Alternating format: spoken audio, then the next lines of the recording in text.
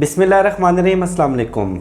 نیا پاکستان میں خوش آمدید۔ اور میں نیا پاکستان کیوں کہہ رہا ہوں؟ کیونکہ اصلی والا نیا اور انوکھا پاکستان یہ پاکستان ہے جو آج کے دن سے شروع ہوا۔ اتنا کچھ انوکھا ہو رہا ہے کہ جو سلیکٹرز ہیں، لانے والے ہیں، انہوں نے بھی سر پکڑ لیا کہ یہ کمپنی اب نہیں چلے گی۔ پہلے دن سے ہی نوشتہ دیوار نظر آنے لگا۔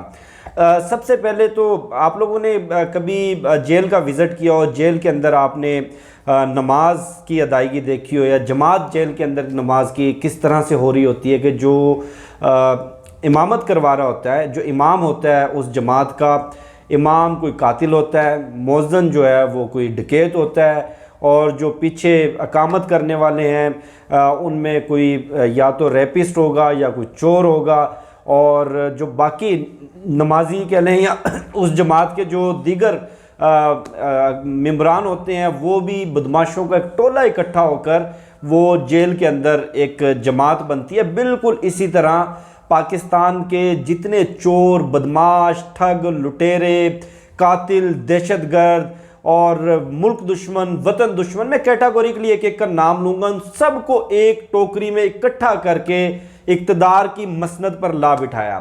اور امپورٹڈ حکومت کا پہلا روز، کرائم منسٹر کا جو پہلا دن تھا، کیسا گزرا اس سے آپ کو اندازہ ہو جائے گا۔ صبح سویرے موصوف اٹھے کرائم منسٹر صاحب، اور انہوں نے پہلا جو حکم نامہ جاری کیا کہ 8 بجے تمام افسران اپنے دفاتر میں پہنچ جائیں، اور جو ہفتے کے اندر 2 چھٹیاں ہوتی تھیں، 1 چھٹی کینسل کر دی گئی، اب ہفتے کے اندر 6 روز کام ہوگا۔ اور لوگوں کو لگا کہ یار بڑا ایفیشینٹ بندہ ہے یہ تو، اور بڑا یہ تو دنوں کے اندر چیزیں چینج کر دے گا۔ اس کے بعد موصوف نے جا کر ایم کیو ایم کے در کے اوپر حاضری دی، چونکہ وہ کل ناراض ہو گئے تھے، ان کے جو مطالبات تھے، ان کی جو بلیک میلنگ تھی وہ تسلیم نہیں کی گئی، ان کے گھٹنے پکڑے، پاؤں پکڑے، جو بھی کیا ان کو منایا۔ منانے کے بعد وہ آصف علی زرداری کے در پہ گئے۔ آصف علی زرداری سے پہلے دن کے انہوں نے مشورے لیے کہ جناب والا آپ ہمارے بزرگوار ہیں، آپ سے میں یہ پوچھنا چاہتا ہوں کہ پیٹ تو خیر بعد میں پھاڑ لیں گے، آپ کو گھسیٹ بھی بعد میں لیں گے، کہ پہلا دن ہمارا کیسا ہونا چاہیے۔ تو انہوں نے مولانا فضل الرحمان کی طرف بھیج دیا۔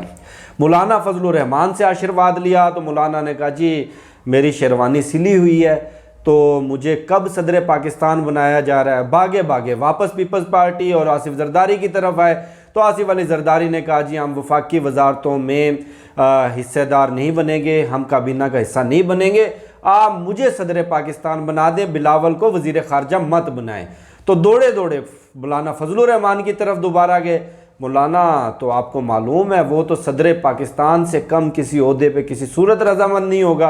ادھر سے اطلاع ملی کہ عوامی نیشنل پارٹی ناراض ہو گئی۔ اب عوامی نیشنل پارٹی کیا بلائے؟ ایک قومی اسمبلی کی نشست ہے ان کے پاس، صرف ایک نشست ہے، اور مطالبہ کیا ہے؟ مطالبہ ان کا ہے جی کہ وفاقی وزارتوں کے اندر ہمیں ایک وفاقی وزارت دی جائے اور 2 مشیر کے عہدے دیے جائیں، ورنہ ہم حکومت سے علیحدہ ہوتے ہیں۔ اور حکومت کتنے ووٹوں پر کھڑی ہے؟ صرف 2 ووٹوں کی اکثریت پر۔ اب یہ تو آج کا ان کا دن تھا۔ اس کے بعد ایک اور پھڈا ان کے گھر پڑا ہوا ہے کہ خاتون اول کون ہوگی۔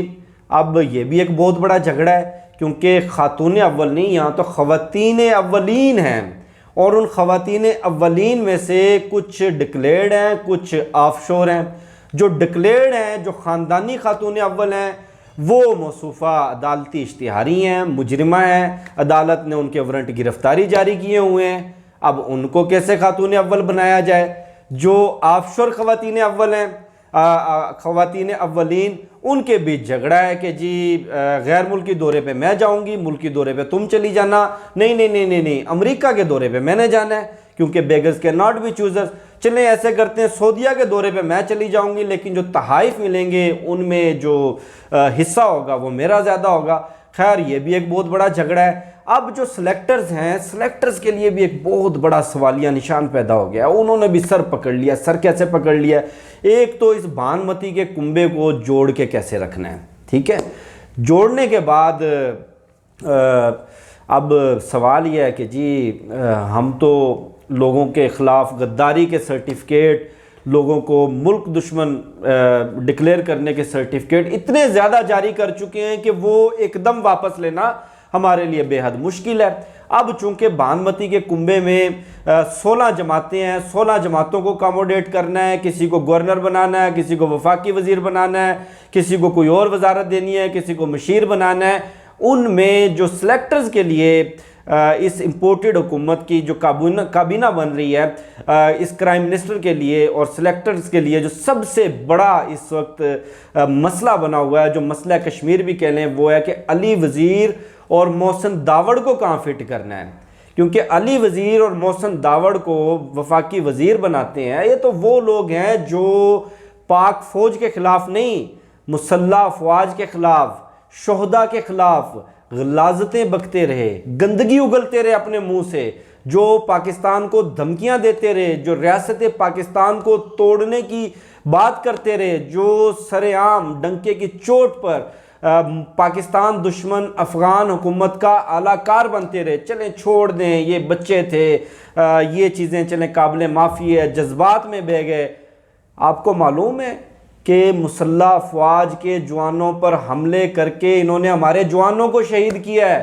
خود کمر والا واقعہ بھول گئے؟ اب سوال یہ ہے کہ یہ جوانوں کا خون کیسے معاف کیا جائے گا؟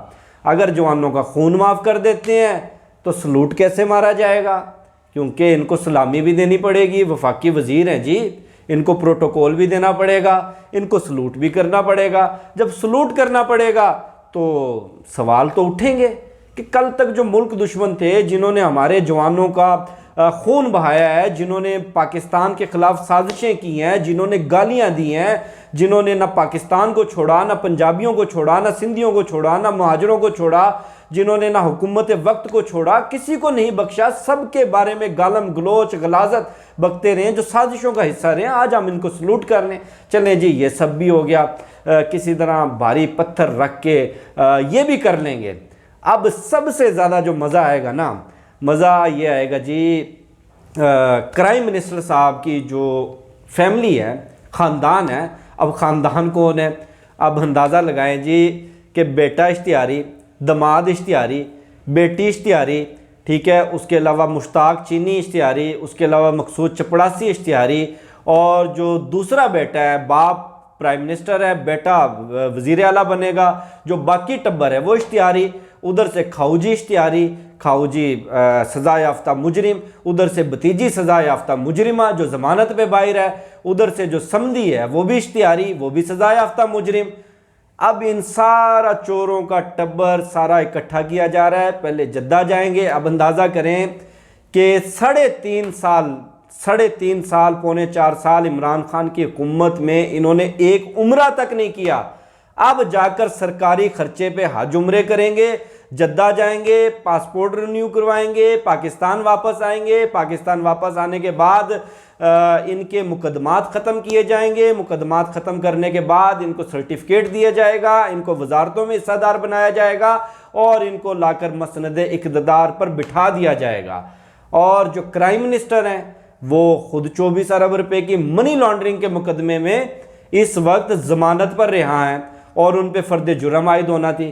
اب چونکہ وزیر اعظم پرائم منسٹر اور چلیں بن گئے ہیں، وہ آئین کے مطابق، قانون کے مطابق، ویسے ہم نے ان کو کرائم منسٹر ہی کہنا ہے، اب وہ بن گئے ہیں، اب وہ کیا کریں گے؟ چونکہ فرد جرم عائد ہونا ہے، چونکہ سارا پروسیس کمپلیٹ ہو چکا ہے، شاید وہ احتساب عدالت کو کہہ دیں کہ آپ کرائم منسٹر ہاؤس کے اندر آ کر اس مقدمے کی سماعت کر لیں، شاید وہ جو اس مقدمے کی سماعت ہے اس کے لیے جج لگا دیں حسن نواز کو، حسین نواز کو، شاید وہ کچھ اور کر لیں، لیکن یہ جو بھانمتی کا کنبہ ہے نا، یہ نہیں چلنے والا۔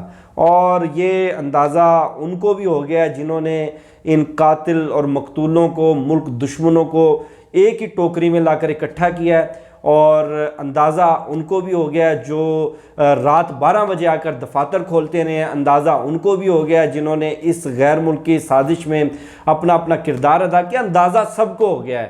اور انشاءاللہ آئندہ چند دنوں کے اندر آپ کو اور بھی بہت ساری چیزیں کلیئر ہو جائیں گی۔ بہرحال جو معاشی فیصلے ہیں، جو دیگر سیاسی فیصلے ہیں، اور عمران خان صاحب کی جو اگلی حکمت عملی ہے، کل پشاور میں ایک بڑا ان کا جلسہ ہے، اس پر انشاءاللہ آپ سے اگلی ویڈیو میں مزید ڈیٹیلز شیئر کرتا ہوں۔ مجھے شفقت علی کو دیجیے اجازت۔ اللہ حافظ۔ پاکستان زندہ باد۔